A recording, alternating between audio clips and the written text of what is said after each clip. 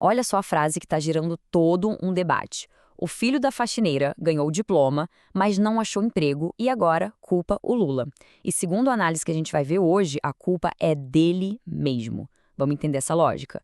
Pois é, a fonte que estamos analisando chama isso de paradoxo da mobilidade.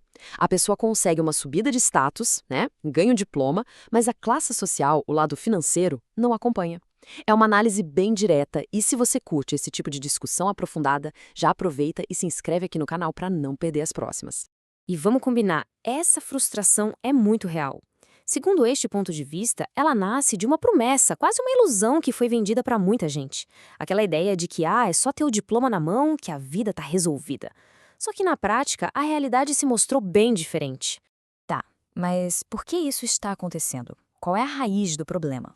Bom, a análise que estamos seguindo aponta para um diagnóstico que vem lá da economia, de um princípio bem fundamental. A base de todo o argumento é uma coisa chamada princípio da escassez. A lógica é até que bem simples, na verdade. Pensa bem, o que dá valor a alguma coisa? Geralmente o fato de ela ser rara. Se todo mundo passa a ter acesso fácil àquilo, o valor tende a cair. E para deixar isso bem claro, a fonte usa uma analogia ótima. Imagina só o seguinte: um asteroide gigante, inteirinho de ouro, é descoberto. Aí o ouro é distribuído para todo mundo. A pergunta é: todo mundo ficaria rico? A resposta, segundo essa lógica, é não, porque se todo mundo tem ouro, o ouro simplesmente deixa de valer tanto. E é exatamente aí que a gente faz a ponte com os diplomas. A lógica seria a mesma. A ideia que foi vendida foi mais ou menos essa: vamos dar um diploma para todo mundo e assim todo mundo vai ter uma vida melhor. Só que o resultado, de acordo com essa visão, não foi todo mundo subir de vida. Foi o valor do próprio diploma que caiu.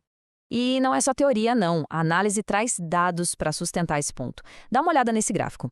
Em 2012, a diferença era gritante. Quem tinha faculdade ganhava quase 3 vezes mais do que quem só tinha o ensino médio. Agora pula para 2024. Essa vantagem caiu para menos de 2 vezes. Ou seja, o prêmio por ter um diploma diminuiu muito e muito rápido. E aí que o negócio pega. Porque, convenhamos, um diploma não é um papelzinho qualquer, é um baita investimento. São, no mínimo, 4 anos da vida da pessoa, muitas vezes com dívidas, abrindo mão de trabalhar, um esforço gigantesco. Quando o retorno desse investimento todo despenca, é claro que a frustração vai lá para cima. Beleza. Agora, vamos entrar na parte em que a fonte critica diretamente as políticas que teriam levado a esse cenário. É o que o autor chama de solução fácil. Aqui, a análise coloca duas abordagens lado a lado, como se fossem dois caminhos opostos. De um lado, a solução do governo, dar coisas, como diplomas ou auxílios. A crítica aqui é que isso gera dependência e não resolve a causa. Do outro lado, a solução de mercado, que seria baseada na liberdade de comprar e vender, gerando riqueza de forma mais orgânica. E essa frase aqui, bom, ela resume basicamente toda a tese do material. A ideia central é que o governo, ao tentar resolver os problemas, na verdade mais atrapalha do que ajuda, na criação de riqueza de verdade. Certo. Se a intervenção do governo é vista como um problema, então qual seria a solução? Qual o caminho para gerar riqueza? A fonte também apresenta sua visão sobre isso. E o motor da prosperidade, segundo essa linha de raciocínio, seria este aqui. Primeiro, mais comércio. Simplesmente aumentar o número de trocas. Por quê? Porque, passo 2, toda troca voluntária cria valor. Se você vende algo, é porque o dinheiro vale mais para você.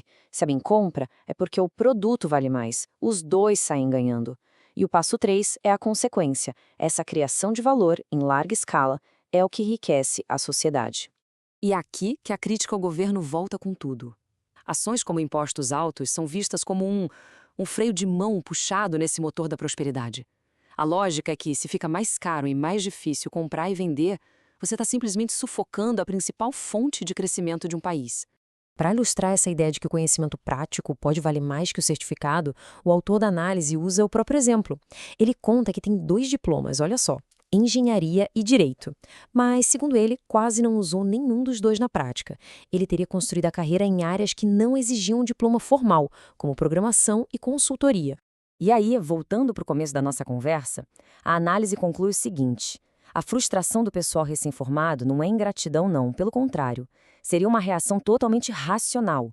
São pessoas que olham a realidade e percebem que aquela promessa de que o diploma resolveria tudo, bom, ela simplesmente não se cumpriu. E para fechar, a gente fica com essa pergunta que é o centro de todo esse debate. O que, afinal, gera mais prosperidade? É um diploma garantido pelo Estado ou é uma economia mais livre com menos intervenção? Fica aí a reflexão.